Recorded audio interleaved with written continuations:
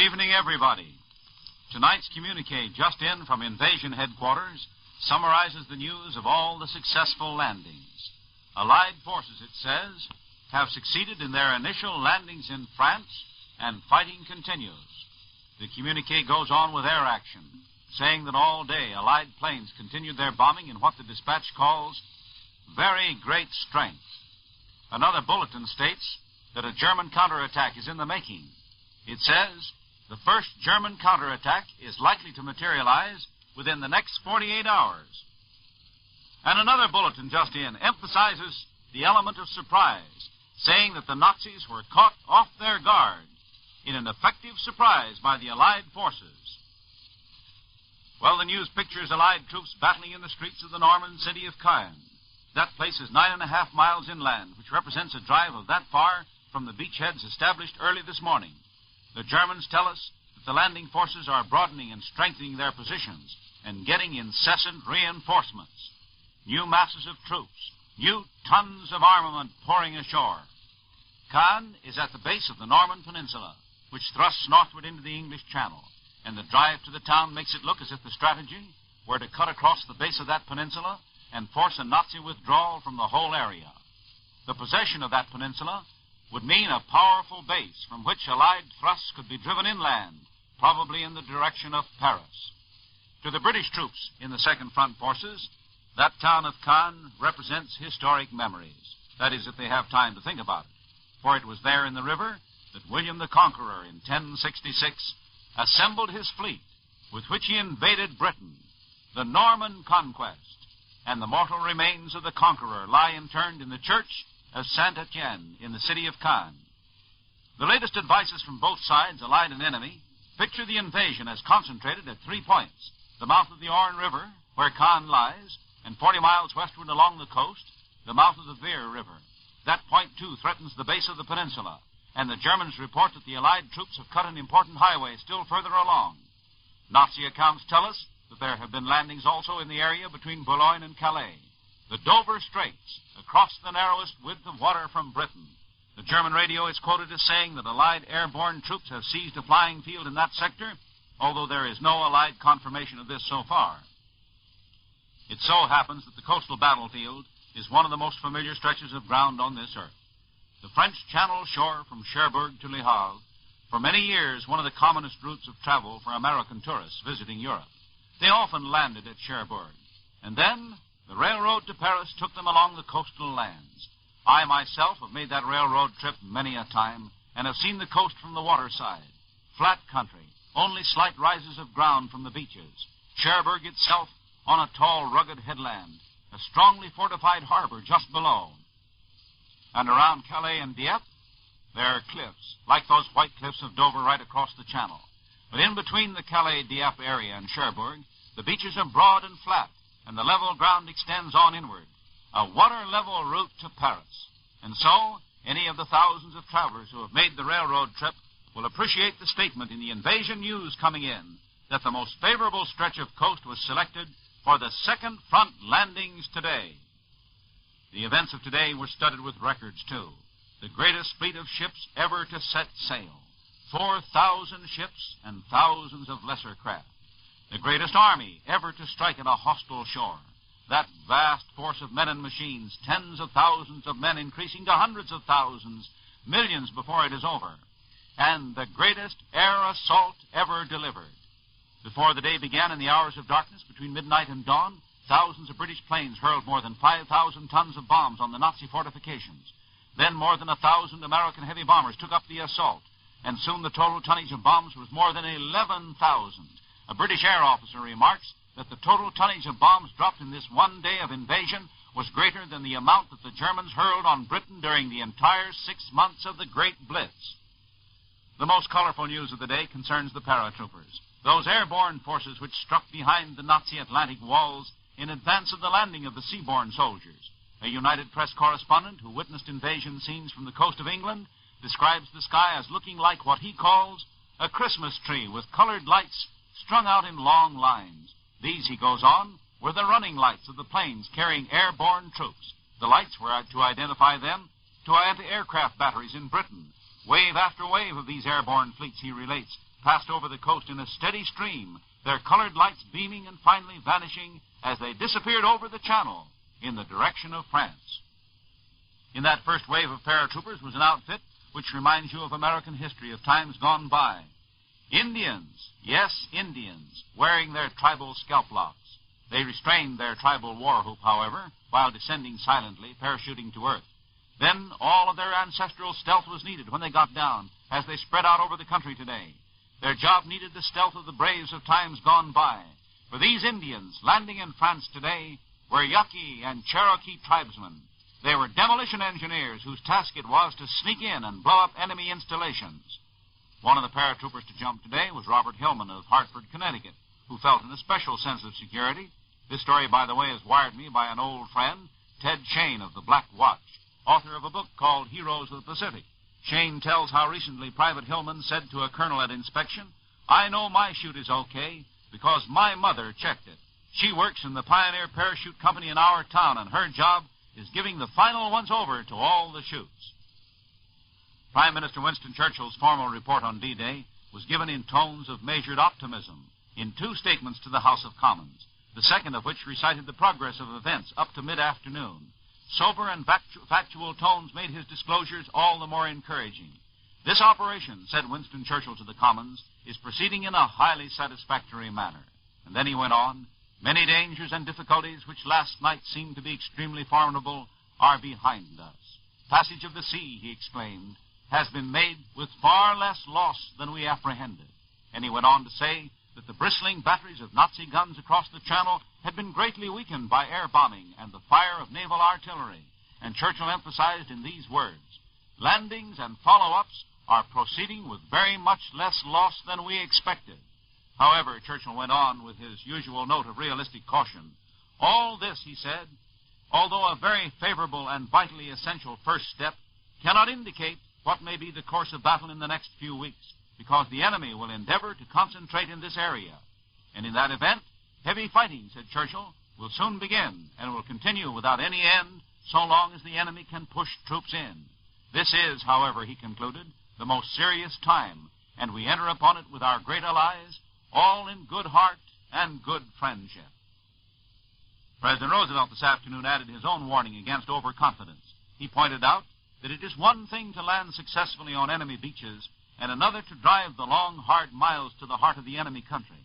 The President said that the decision to launch today's blow was made last December at the Churchill-Stalin-Roosevelt Conference in Tehran. It was then decided that the Second Front would get underway toward the end of May or the first days of June. No exact date could be fixed because that depended on accidents of weather. The President added that he himself had known the exact date, Tuesday, June 6, 1944, only during these past few days. So he knew it last night when he was on the radio. The President says that while he was on the air making his broadcast concerning the fall of Rome, he was aware that the invasion boats already were on their way across the English Channel. One of the tense turns of drama was enacted today in a motor trailer under a tent somewhere along the southern coast of England. The trailer, headquarters of General Eisenhower. From this, he will direct the onslaught until the Allied command crosses the Channel and sets up headquarters on French soil. So early this morning, there was the ruddy-faced and ordinarily smiling Eisenhower. But he was tense now, in a moment of his great decision. It was for him to give the order for the hurling of the Second Front. Was this the time? Should he set the whole vast offensive into operation? That was a question of weather. It had been noticed that during the past 48 hours, the usual Eisenhower posture had been head cocked up, looking at the sky. D-Day had been scheduled for yesterday, but no, it did not take one of those Eisenhower looks at the sky to see that the weather was bad, stormy, bad for flying, impossible for paratroop operations, channel too rough for the efficient handling of boats. The general's glances upward were a quest for signs of clearing, harbingers of better weather. So what were the prospects for today? Eisenhower and the top-ranking commanders studied the weather reports, the weatherman being the real commander-in-chief for the declaration of D-Day. The meteorological reports turned out to be good enough, but the weather today was by no means perfect. Not too good for bombing fleets of the sky, though these did a huge and devastating task. The Channel was quieter than yesterday, though still choppy. That turbulent strait, whose seasickness-producing antics are a legend. For the airborne assault, The question of weather was the most critical of all. Things have got to be just right for dropping paratroopers in the dim break between darkness and dawn. Well, all of these chances were a weighty burden on the mind of the commanding general who had to decide, go ahead or delay again. Eisenhower has ample heart and courage for making a decision, and he gave the fateful order, D-Day. Surely he had enough to occupy the mind of any one man, enough to monopolize every thought in his head. And yet I wonder whether his fancy did not stray, at least for a brief moment, to this side of the ocean. I wonder, did he stop and think for a moment of that tall bluff on the broad river, with the height crowned by stately buildings? Did he think of West Point and his wife and his son? For it's a moody coincidence that this invasion day, which Eisenhower marked down in history, was also graduation day at West Point, and his son John was one of the graduating class.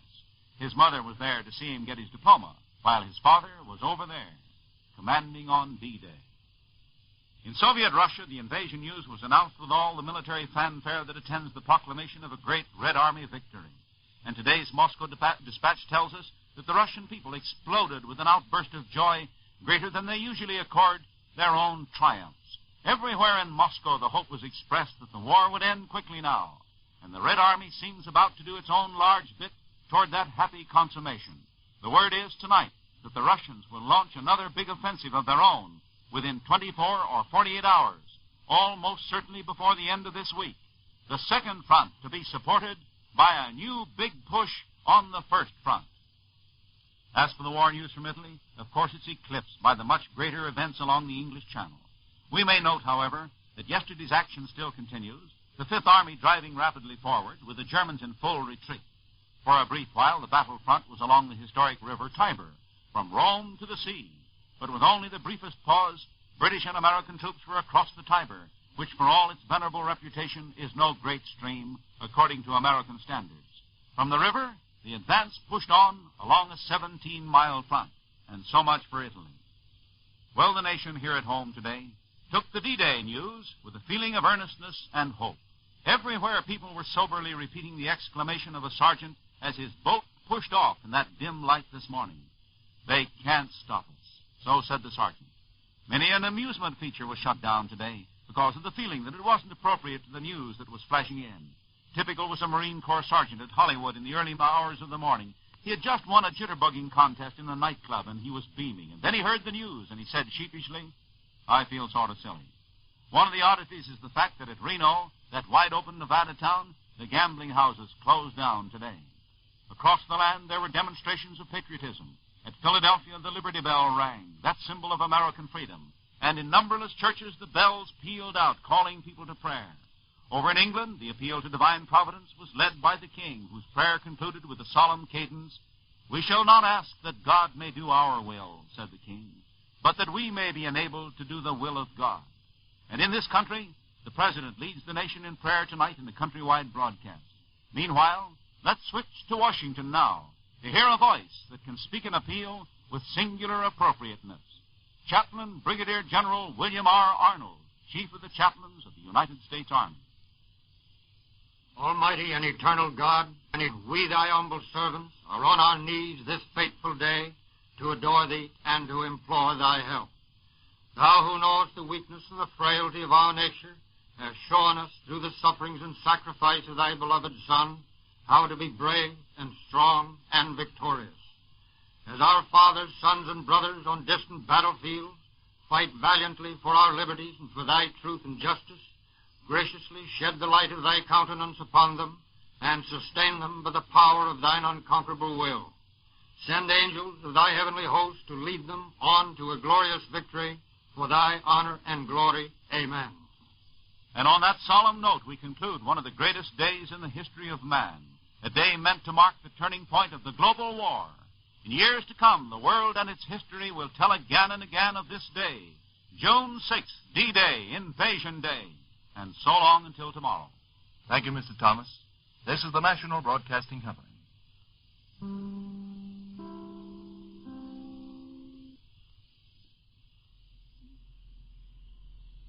We take you now to Hollywood. But we bring you Ronald Colman with an exclusive feature in the NBC presentation of the events which are shaping history this day.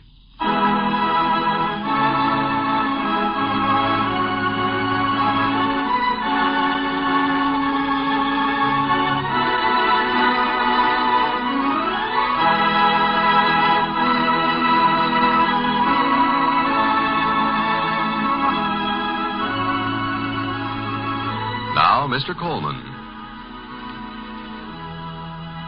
Especially for this broadcast over NBC, Miss Edna St. Vincent Millay has written A Poem and Prayer for an Invading Army.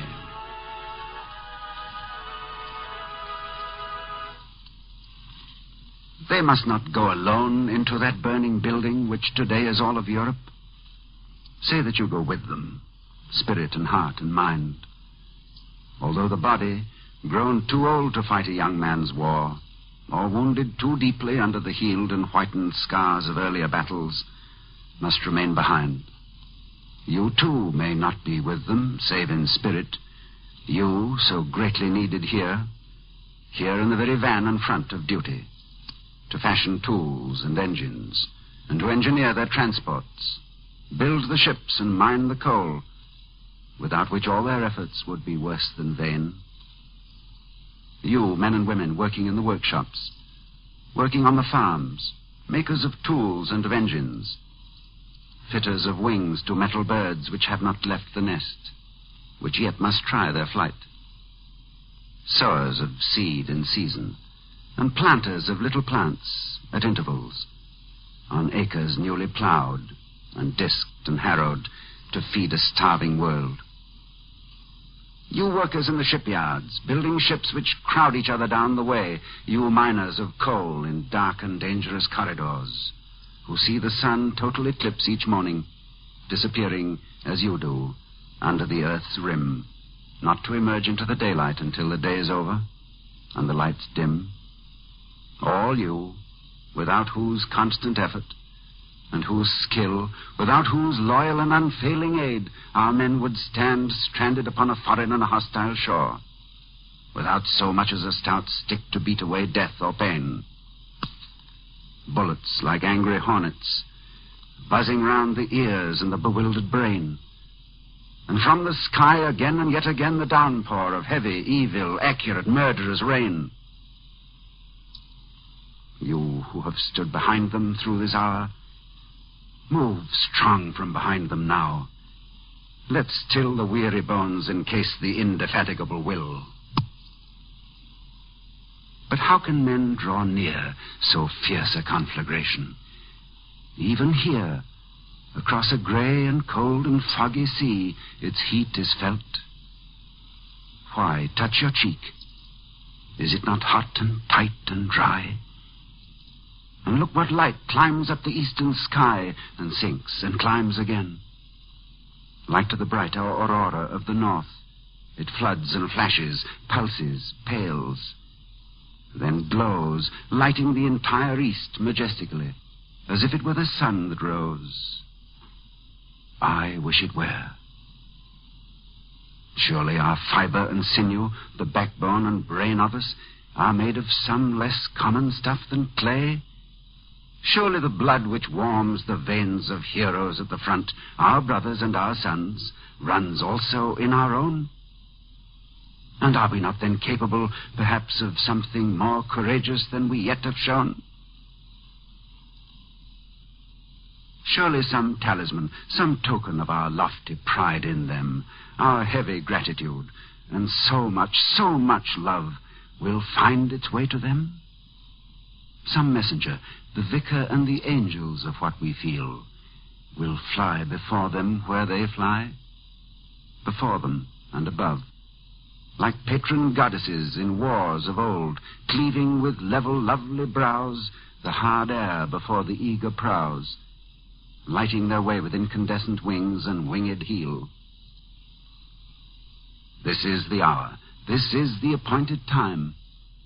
The sound of the clock falls awful on our ears, as the sound of the bells, their metal clang and chime, tolling for those about to die. For we know well they will not all come home to lie in summer on the beaches.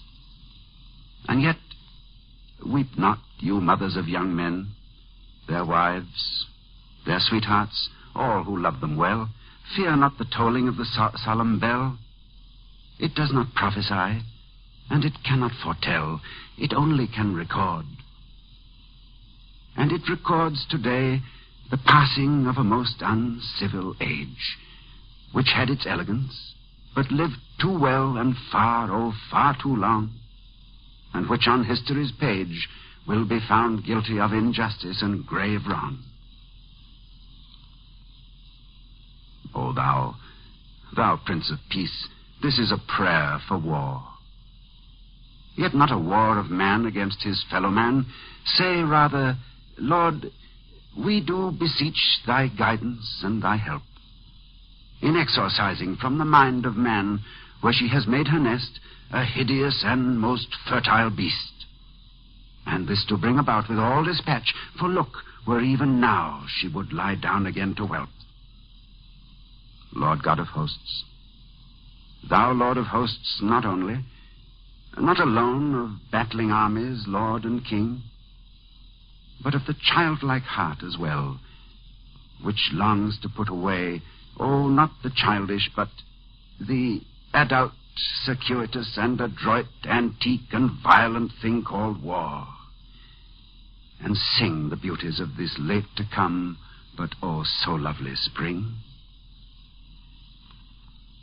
For see, where our young men go forth in mighty numbers to set free from torture and from every jeopardy things that are dear to thee. Keep in thy loving care, we pray, those of our fighting men whose happy fortune it may be to come back home again after the war is over, and all those who must perforce remain, the mourned, the valiant slain. This we beseech thee, Lord. And now, before we rise from kneeling, one thing more. Soften our hard and angry hearts. Make us ashamed of doing what we do, beneath thy very eyes, knowing it does displease thee. Make us more humble, Lord, for we are proud without sufficient reason. Let our necks be bowed more often to thy will, for well we know what deeds find favor in thy sight, and still we do not do them. O Lord, all through the night, all through the day, keep watch over our brave and dear, so far away. Make us more worthy of their valor and thy love. Let them come home. Oh, let the battle, Lord, be brief, and let our boys come home. So cries the heart, sick for relief from its anxiety, and seeking to forestall a certain and a greater grief. So cries the heart aloud, but the thoughtful mind has something of its own to say. On that day, when they come home from very far away, and further than you think, for each of them has stood upon the very brink, or sat and waited in the anteroom of death, expecting every moment to be called by name.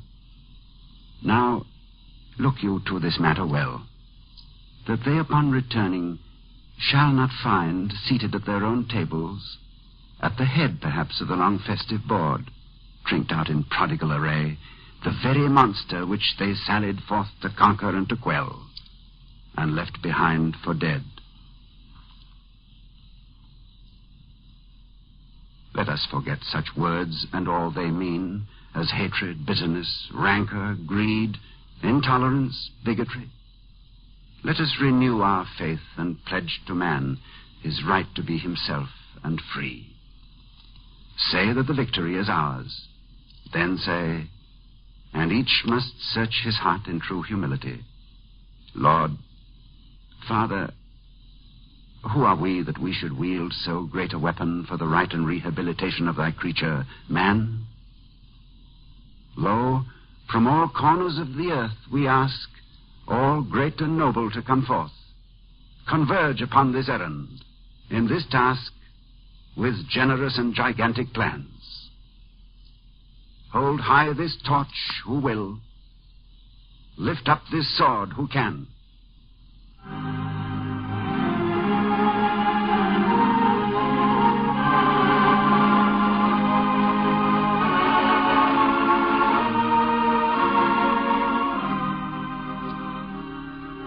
You have heard Ronald Colman in a poem and prayer for an invading army, written especially for this broadcast by Miss Edna St. Vincent Millay.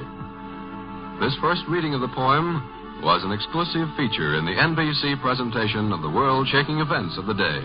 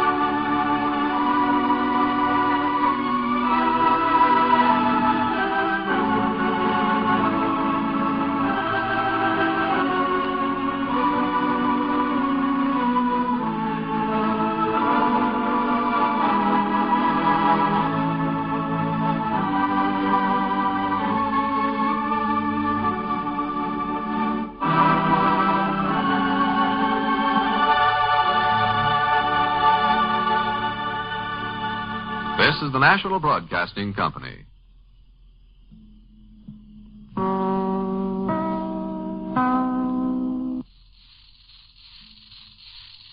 Having canceled all regularly scheduled programs, NBC invites you to listen tonight at 9:30 p.m. Eastern Wartime, that's a half an hour from now, over most of these stations, to Fibber, McGee, and Molly in a special Invasion Day program. Tune in then and all evening long to NBC for complete invasion news coverage. Well, D-Day is here. The culmination of 2 years of military planning and home front production was reached this morning when the first G.I. Joe and his United Nations allies took their step onto the sandy beaches of France's Normandy coast. The nation wakened this morning to a slow consciousness that this was it, and then went to pray and to work. to pray that the liberation of tortured Europe would be speedy and that our country's sons might be spared as much as possible. It was a day of work and of prayer and of hope. The National Broadcasting Company canceled all its scheduled programs so that news of the invasions could be flashed from coast to coast without a second's delay. All day long, people stayed by their radios and read their newspapers. But it is not really until tonight that America's thoughts on D-Day are crystallized. So now NBC will switch to its affiliated stations from Hartford, Connecticut to Oklahoma City so that this United Nation of the United Nations may see how common is our purpose and how strong is our unity. In this special half-hour cross-country swing of America, we will also include the latest bulletins from the invasion front as they develop. And here is one which has just been handed to me. From New York, the Brazzaville radio, as heard by NBC monitors, claims that General Dwight D. Eisenhower has set up his headquarters in northern France. The Free French station asserts that Eisenhower's staff includes 4 famous French marshals. This broadcast was monitored in New York. Brazzaville says, when questioned about these reports, Allied official sources are said to have described them as slightly premature. But the Free French radio continues to broadcast the story of General Eisenhower setting up headquarters in northern France. The news of our landings on the continent reached New York at an hour this morning when only night shift workers, radio station and newspaper people, and barflies were abroad. But there was no hilarity, no celebration in Times Square. New York's Mayor LaGuardia set the theme for Manhattan's D-Day observance when he called the City Hall employees into his office at noon for prayer. It was not an island. It was part of the closely knit United States, which had seen H-Hour and D-Day come and which was determined to see V-Day, the day of final victory, come, and come, God willing, as soon as the determination, work, skill, and fight of 130 million people, plus their good friends and fighting allies, could bring it. Now for the reaction from the heart first of New England's vast industrial section to D-Day. We take you now to WTIC Hartford.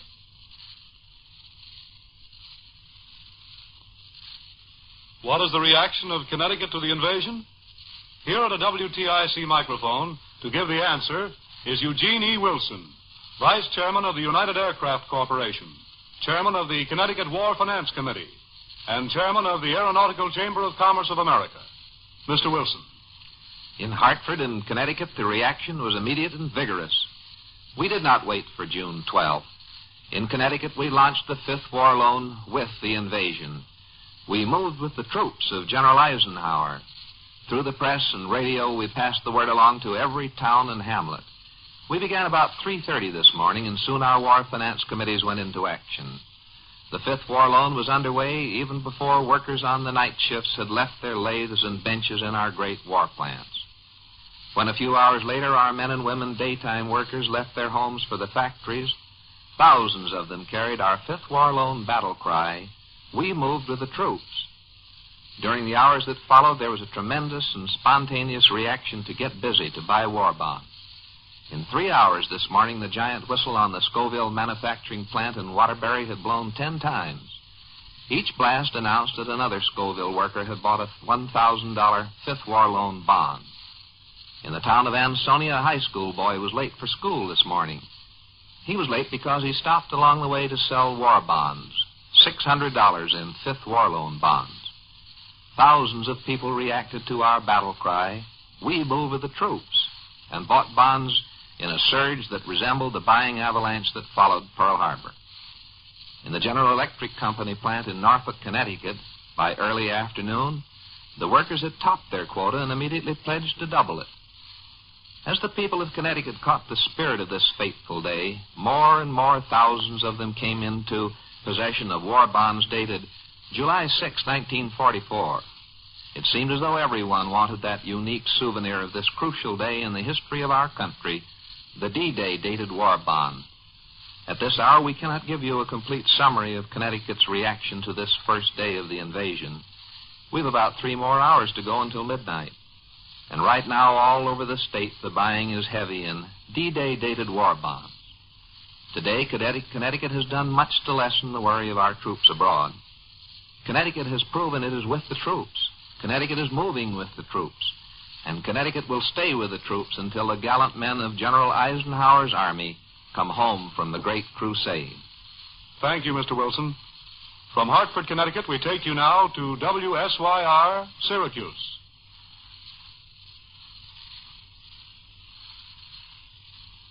Reporting Central New York's reaction, here is Don Lyon. With NBC's Central New York Invasion Headquarters at WSYR on the air since this morning at 12:43, when the first German announcement came through stating D-Day had begun, mothers, fathers, wives, brothers, and sisters of Syracuse and Central New York, men and women in service, have kept all telephone lines far busier than ever before, phoning in questions concerning the invasion. Two of WSYR's top news analysts, Vanabone Kerr, just back from an assignment as a war correspondent in the South Pacific, and H.R. Eakins, former UP Bureau Manager in Rome in the Far East, have been on the air all day answering these questions. Perhaps the most often asked question, or one related to it, is one that we nor no one else, unfortunately, can answer.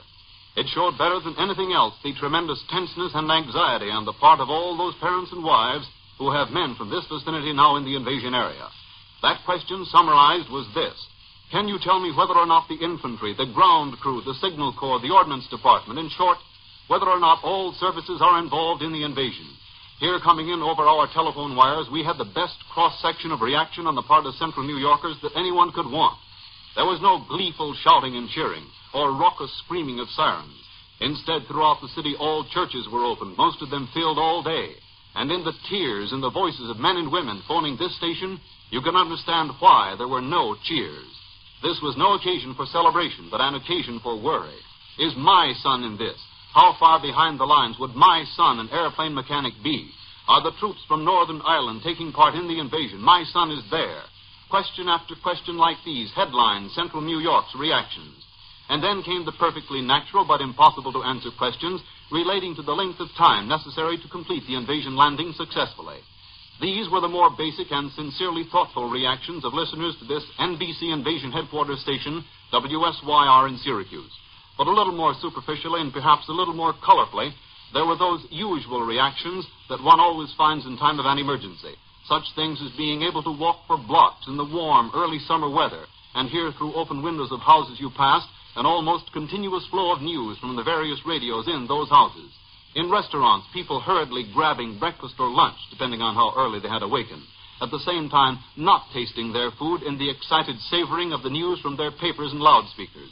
This was Syracuse today, D-Day, June 6, 1944. Not a different city from any of the others, but a city fully conscious of the seriousness of the mission undertaken and the time which must elapse before the final battle and victory. From the studios of WSYR in Syracuse, New York, Don Lyon has brought you Central New York's reaction to the invasion. We take you now to WTAR Norfolk. And from the studios of WTAR Norfolk, here's Blair Eubanks.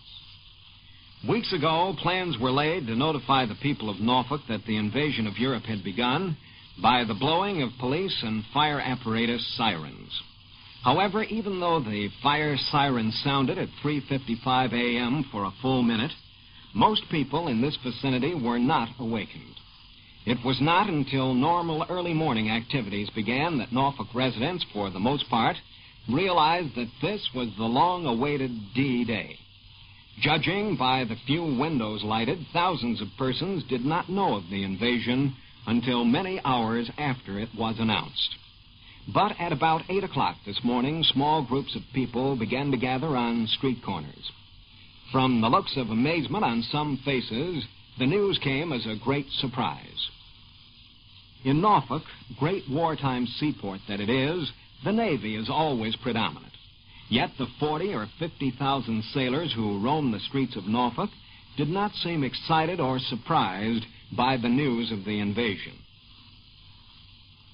Even though thousands of civilians in this area were uninformed, other thousands were kept right up to date on what was happening in Europe.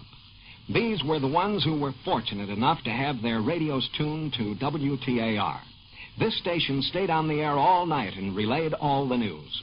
Overnight, a few Norfolk residents became experts. They not only listened to the radio, but carefully noted everything that was said. Therefore, when a question was asked, these embryonic news analysts would supply the answers.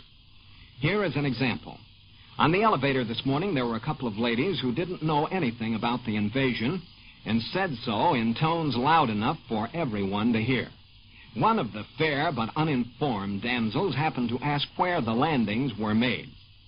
Suddenly, a sleepy young man was galvanized into action and spoke up and gave one of the most learned discourses heard on or off the radio concerning the invasion.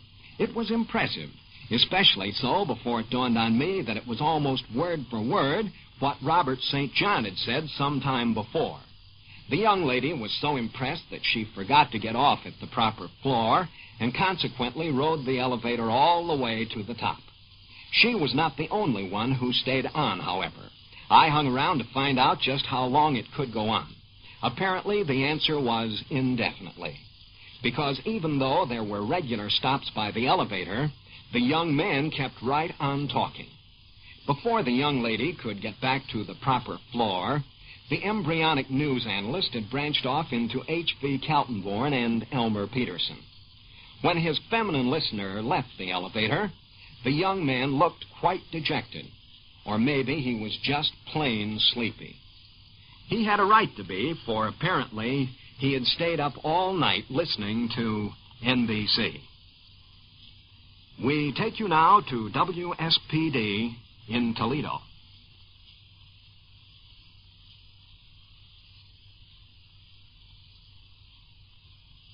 This is Jim Ubelhart in the newsroom of NBC's affiliate station in Toledo. And the reaction to the invasion of those of us who have been helping to tell the story of today's stupendous operation is the weariness of body and the hoarseness of voice that will set in after many hours without sleep. Toledoans generally received the news of the invasion in much the same way as the rest of the United States. That is, soberly and thoughtfully. There was relief evident everywhere here that the long-awaited development had finally come. But at the same time, there was anxiety and trepidation for the sons on the beachheads.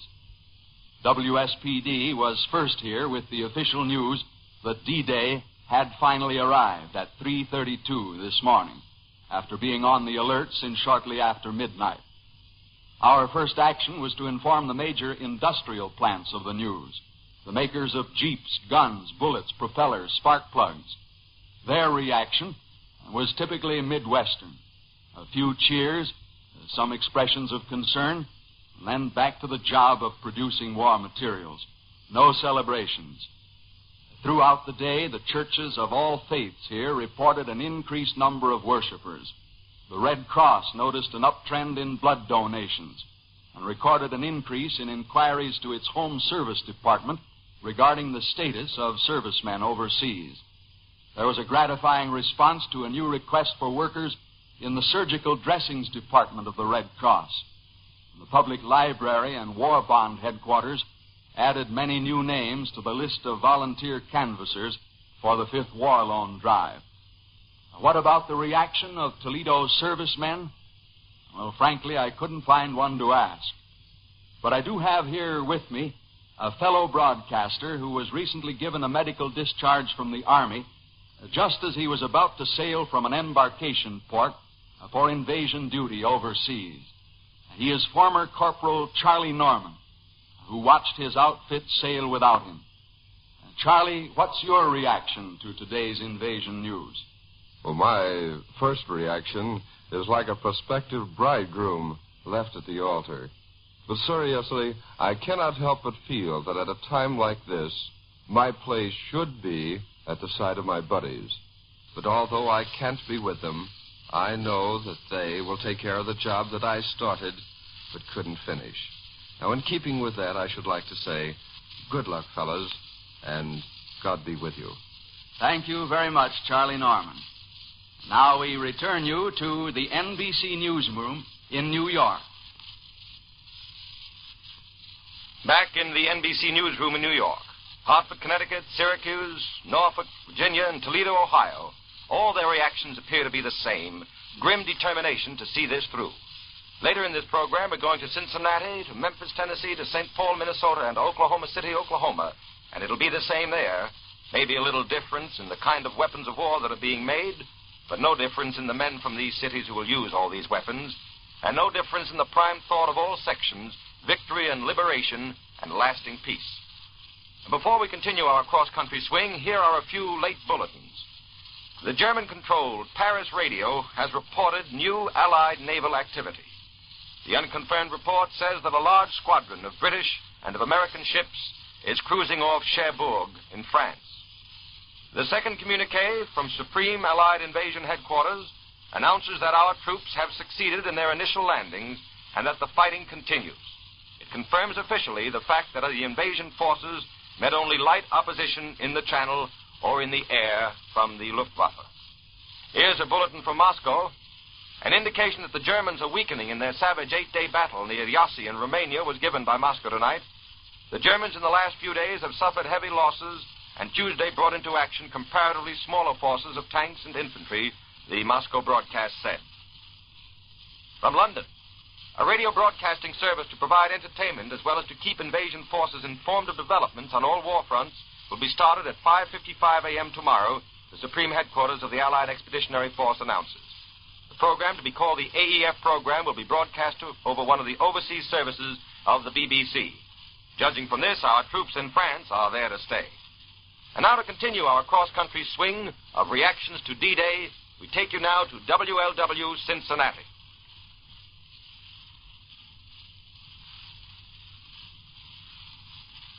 Good evening. This is Arthur Riley of WLW in Cincinnati. This industrial stronghold, center of the machine tool industry of the United States, took D-Day outwardly in the same stride that has won her the title of Queen City. But deep down in her regal heart, she pulsated with pride. Pride in the fact that her matchless war production has done so much to make D-Day possible. Pride in the fact that her sons and daughters are playing active roles on all fronts, and particularly because many of her children are doing their part over there in the invasion area where history is being made at this moment. And pride in the fact, too, like so many of her sister cities, she is girding her loins now to back the attack in the forthcoming war in which she once again will bear far more than her share of the common burden.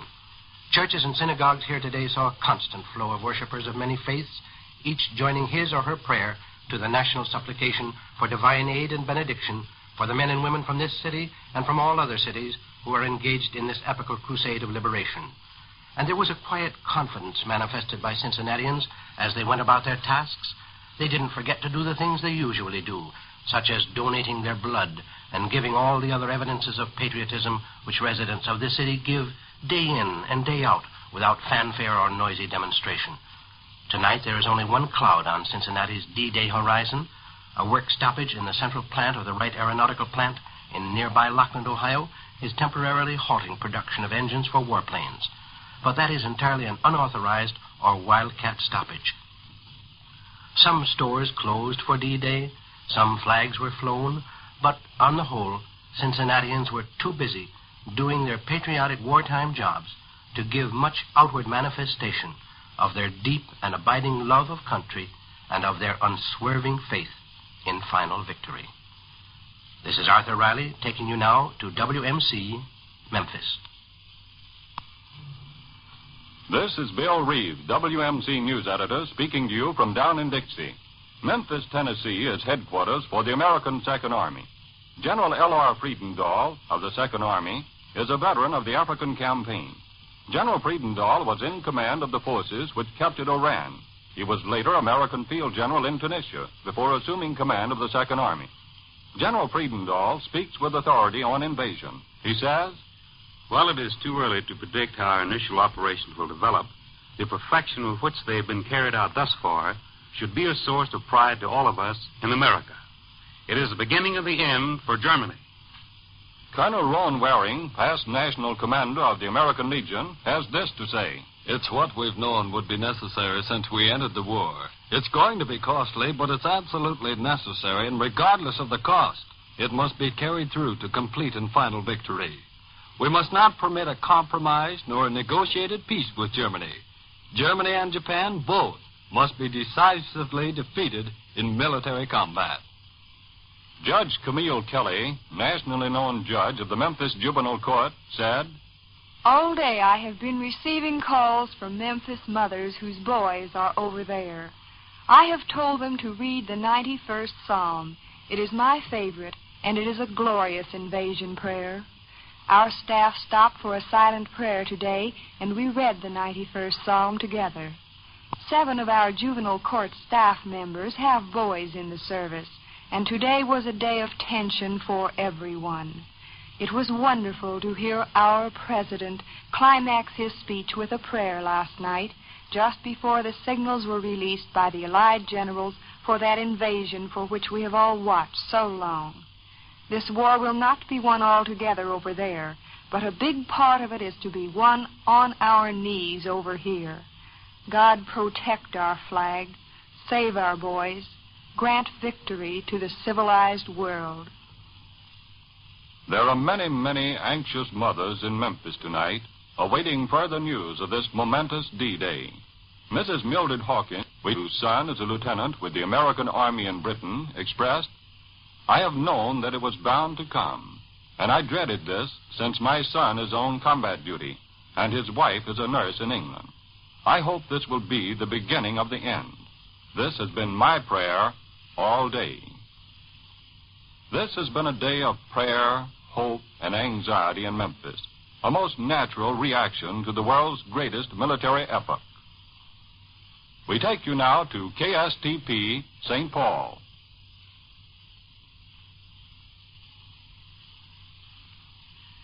This is Brooks Henderson speaking for KSTP, Minneapolis and St. Paul. The people in the north central states almost literally got down on their knees to receive the news of the Allied invasion of France. Ever since January 26, 1942, the invasion of Europe and its necessarily horrible aspects have held the people of Minnesota, Iowa, Wisconsin, North and South Dakota, and Nebraska in an emotional grip. On that day, remember, the first American troop convoy landed in Britain. It was composed largely of boys from these north-central states. These states have also been heavily represented in each subsequent troop convoy to reach the British Isles. Just a few minutes ago, I talked to some of the people of Hutchinson, Minnesota, a small town of a few hundred. Hutchinson is the home of Milburn Hankey, who was the first American doughboy to walk down the gangplank when that troop convoy landed in Ireland back in January 1942. The people of Hutchinson are typical of all the people in the Midwest. They spent the day in work and prayer. Theirs were the intimate prayers of persons who know that the lives of their loved ones know rest more than ever in the hands of a compassionate God. Not only were churches devoted to religious services, but theaters and auditoriums also became centers of worship and petition. In Minneapolis, the Radio City Theater opened its doors for an impromptu, non-denominational service with Protestant, Jewish, and Catholic clergymen officiating jointly. Thousands attended. A similar meeting in the St. Paul Auditorium was just as well attended. Yes, the minds of the people in the Midwest were concentrated today on the news which everyone has expected not only for months, but since that day back in January 1942. And it wasn't altogether easy for them to concentrate. There were many distractions. The Red River, which runs along the borderline of Minnesota and North and South Dakota, threatened to overrun its banks and perhaps peril the wheat production of that area, which has long been regarded as the breadbasket of the world and which has accepted the task of supplying a large portion of the soldiers' food. It took the people of Tiope, Minnesota, less than an hour after hearing the invasion news to surpass their quota in the 5th War Loan Drive. And blood donor centers throughout these states reported donations up 40%. Communities throughout the Midwest area have been jumping the gun on the opening of the War Loan Drive. And at Plattsmouth, Nebraska, one war plant increased its production tremendously by the simple measure of installing radios so that employees could be kept abreast of the news. At Fremont, Nebraska, Dr. Charles McClellan led a mass prayer meeting. Dr. McClellan was well aware of the feeling of the men storming the beaches. He was chaplain for the invasion forces which swept ashore at Casablanca in North Africa. Many of the smaller cities and communities and villages of these north-central states were ready to express their feelings over the invasion with a blowing of whistles and ringing of bells. Down in Lake City, Iowa, that was the plan, but it didn't go off as scheduled. The emotions were so deeply affected that no one remembered the bells and whistles. But on the Iron Range of Minnesota, they remembered, and by 3 o'clock in the morning, the folks of those cities were out in force. And they didn't celebrate, though, in the usual way. The men who mine that ore from the greatest open pit in the world decided, now that we're up, let's go to work. And they did. And that's the attitude of those miners is typical of the attitude of the people all over the north-central states for whom I'm reporting. We take you now to WKY, Oklahoma City.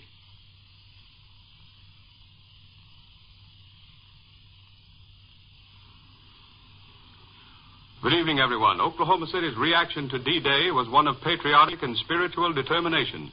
War workers at the Douglas Aircraft Plant were thrilled to hear the news that Douglas C-47 transport planes dropped the first invasion troops in France. For hundreds of these transport craft have been built right here at Oklahoma City. But these war workers didn't take the day off to celebrate. They stayed on the job. They've been working 7 days a week in an effort to turn out 200 extra C-47 transport planes in the first 6 months of this year. So far, they have reached 91% of their production goal and 80% of the time allowed. But here's how D-Day really affected these Douglas war workers. They're in a bond campaign. Yesterday, they bought $30,000 in bonds, all cash. Today, however, $58,000 in cash was invested in bonds by the first shift of workers alone, and there are 3 shifts. Close by the Douglas Aircraft Plant is the Oklahoma City Air Service Command, the nation's model air depot. Tears mingled with excitement and an air of grim determination at the headquarters of the Air Service Command as the thousands of civilian employees reported for work on invasion morning. While these war workers are a long way from the actual battlefronts, they feel the pulse of war more keenly because bullet-scarred flying fortresses and flak-ridden liberators from the far-flung war theaters are flown to this air depot for repairs. And out there today in almost every office and hangar were workers who are directly touched by the long-awaited news. Many wives, mothers, fathers, and sweethearts of servicemen believed to be in the invasion army gave their reactions to the press. Their comment showed unmistakably how keenly the news of D-Day affected them. For example, Loretta Rummelhart, who works in the Ordnance Department, said, "I'm glad the invasion has started, although it makes me heartsick to know that it had to come. I think America will cut out foolish things, such as strikes, and really get down to business now." And then there is Colita Garrison in the Records Department. She declared, "The news just makes me want to work a little harder. I have 2 brothers who are taking part in the invasion, one with the field artillery and one with the infantry. I didn't know whether to laugh or cry, so I did a little of both." Then there was the spiritual side of D-Day here in the Sooner State Capitol. At this very moment, the auditorium of one of the largest downtown churches is packed with men and women from all walks of life, gathered there to pray and be led in prayer by pastors of 5 large centrally located churches. There were other services, too, during the day in Protestant, Catholic, and Jewish houses of worship. And then there were the solemn words of Robert S. Kerr, Oklahoma's Sunday school teaching governor, who said, "Let us pray God unceasingly for our fighting men, for their success, and that He may be worthy of them." Dal Mooney speaking. We return you now to the NBC newsroom in New York.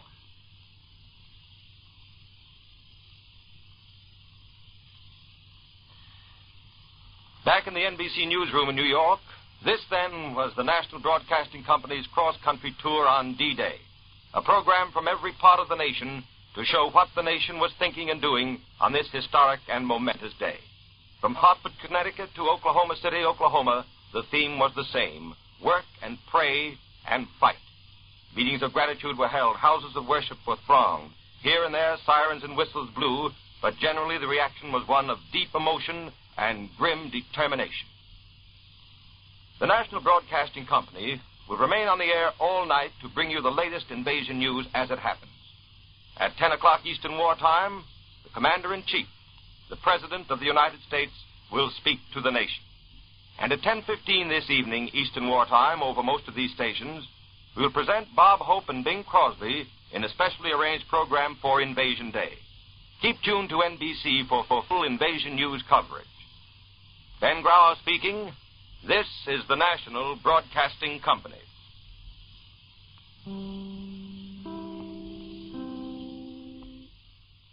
A 3-dimensional war machine has swept onto the continent of Europe. With NBC, invasion news takes precedence over all regular programs. In addition to special news broadcasts, bulletins will be brought to you as received. WEAF.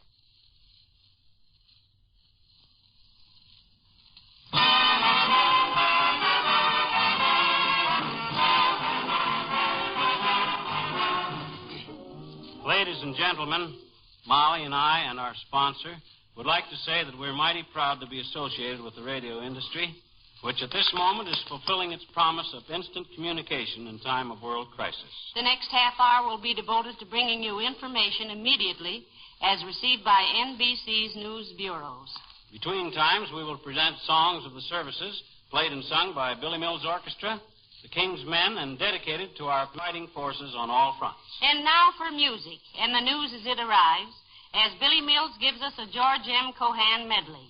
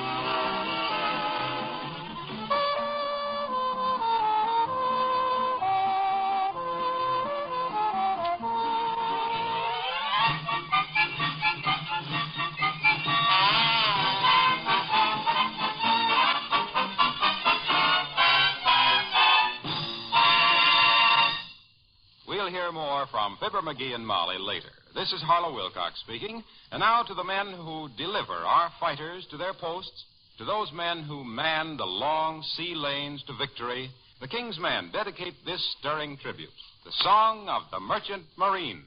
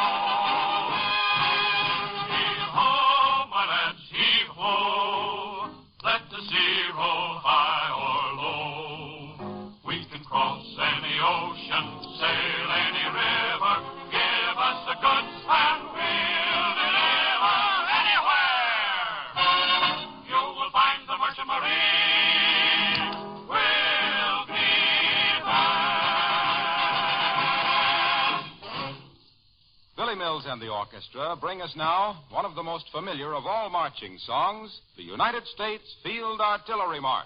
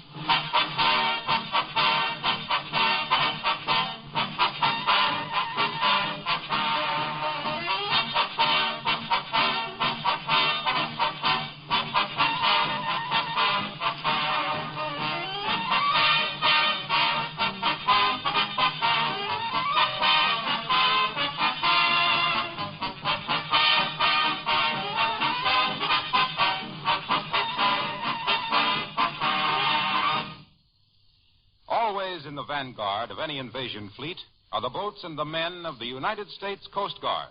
To these men, Billy Mills and the orchestra dedicate the Coast Guard song, Semper Paratus.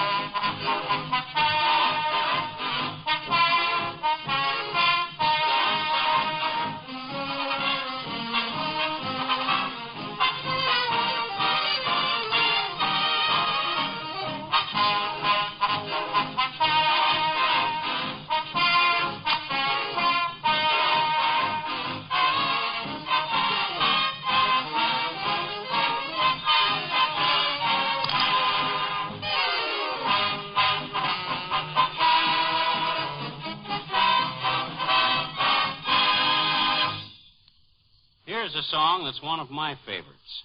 The name of it is The Time Is Now. And it's particularly appropriate because if there ever was a time that was now, it is now. Here it is, as arranged and sung by the King's Men.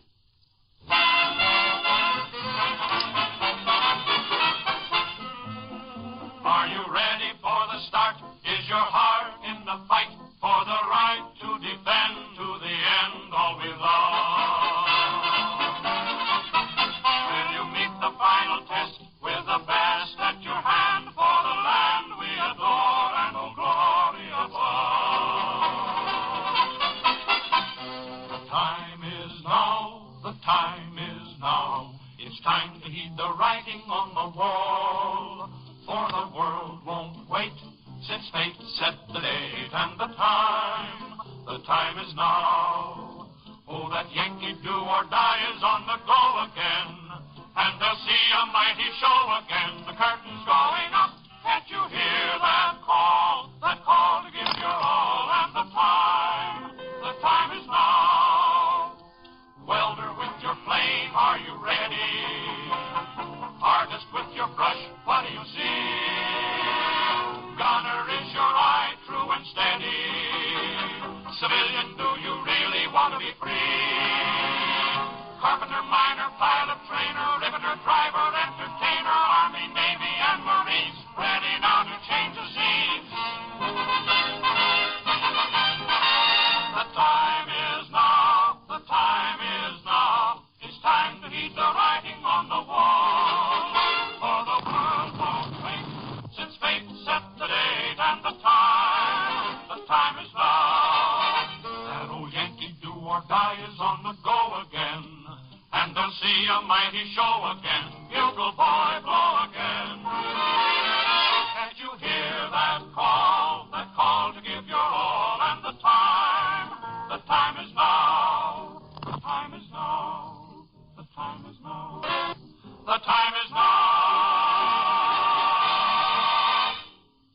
Now that favorite song of the GIs, this is The Army from the show of the same name, played by Billy Mills and the orchestra.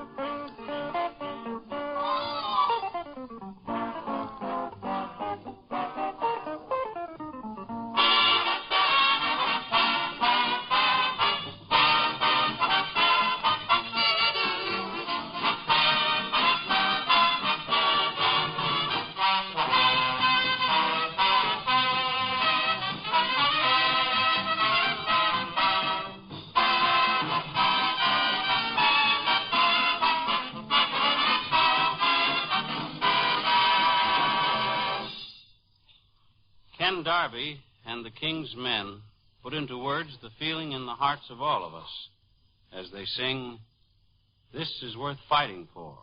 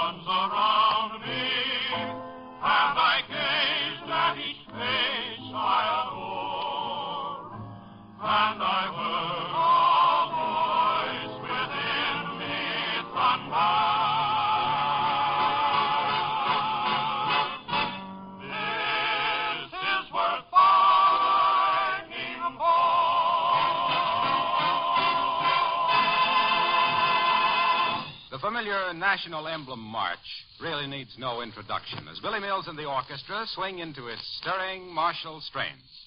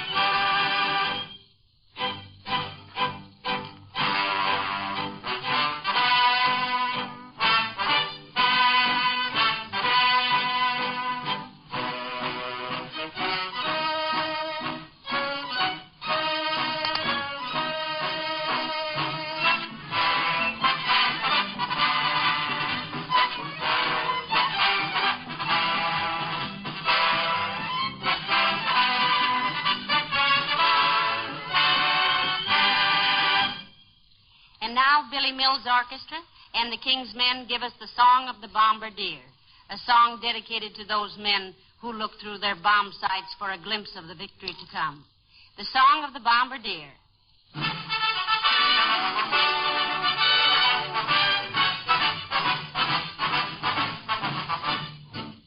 Said the bombardier to the pilot, give us a little ride.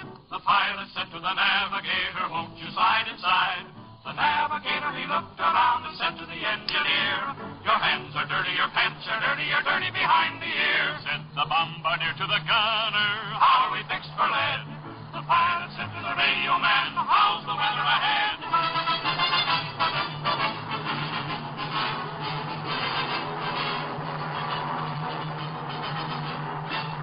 The weather's fine for flying. The fog has gone to bed. There's such good visibility. You can see victory ahead. Let's fill the air with eagles. Let's fill the clouds with men. And we will see a world that's free when we fly home again. Said the bombardier to the pilot, let me have the crate, and 5 degrees to the right will make it just as sure as fate. The ship belonged to the bombardier who opened the bomber's bay. He saw the target, the enemy target, and suddenly bombs away.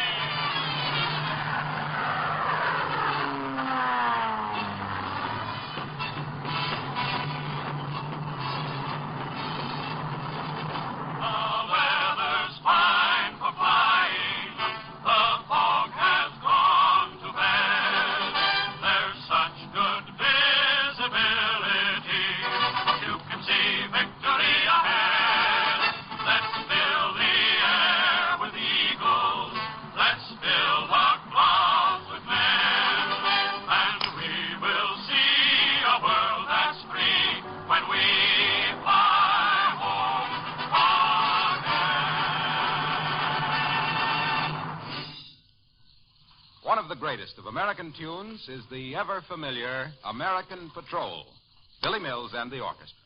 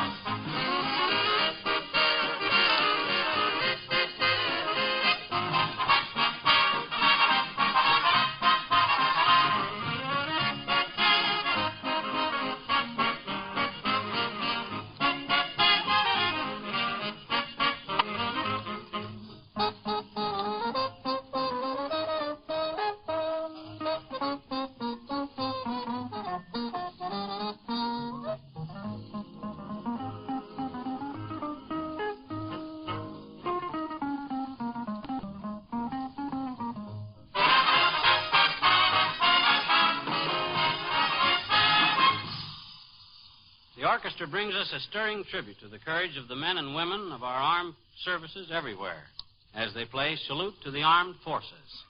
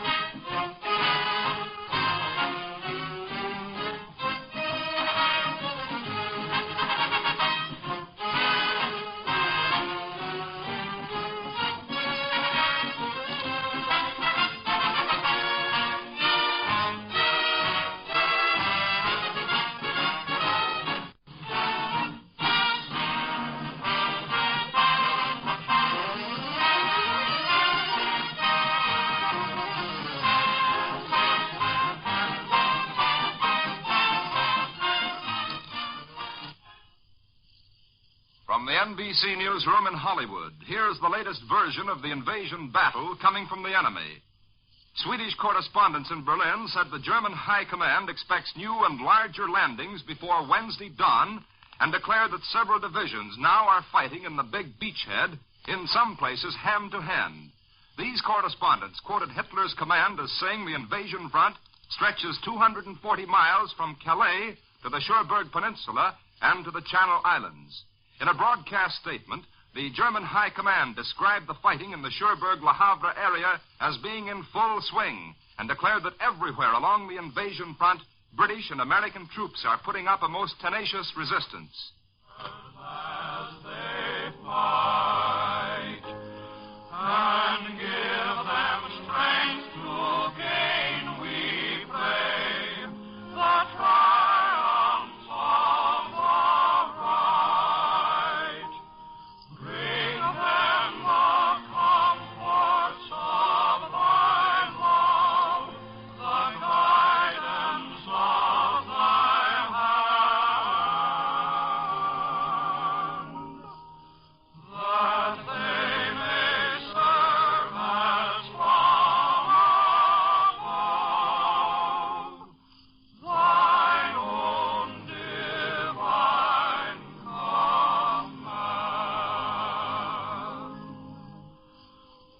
Almighty Father, thou whose love doth heed the sparrow's fall, guide thou, we pray, our men who fly where dark and danger call. Sustain and bless their shining wings through storm and battle thrust, and keep them safe as they fulfill thy children's sacred trust. On far-off plain or lonely isle, through storm and danger, Lord, be with our soldiers every mile, and bless our righteous sword. Though battle rage from sea to sea, on foreign land they roam.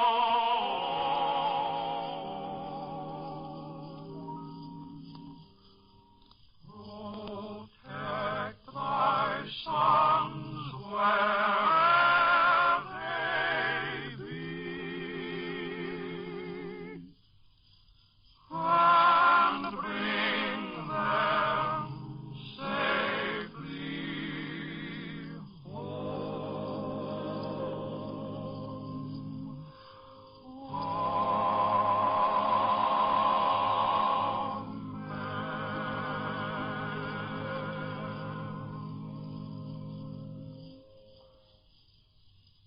Ladies and gentlemen, in closing with the Army hymn, we know we are expressing the prayers of all of you for our men and women in the service.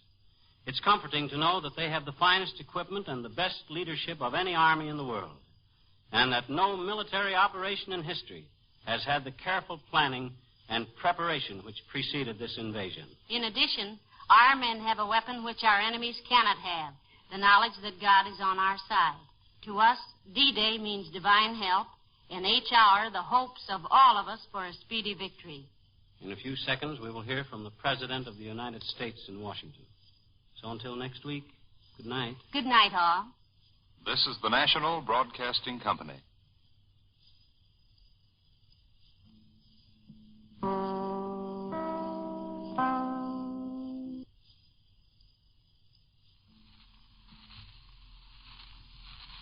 This is the beginning of the end and the end of the beginning. NBC reporters are standing by to bring you the latest invasion bulletins as they come off the wire. Stay tuned to WEAF, New York.